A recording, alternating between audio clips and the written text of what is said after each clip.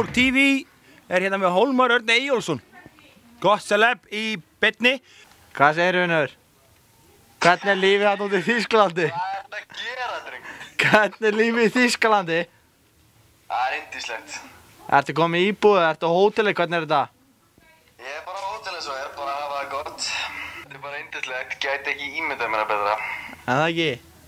Nei. Ég meina, þú ert á risa samning hérna, reiknar örugglega með Ali Sætu og svona.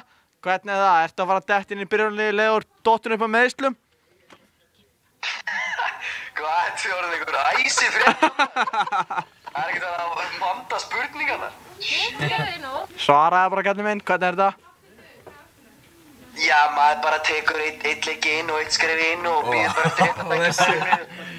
Hvernig er þjálfarinn? Er hann líkar hann vel við þig og svona? Hvernig er lífið? Hvernig eru æfingarnar? Er þetta eitthvað öðru sinni í Englandi?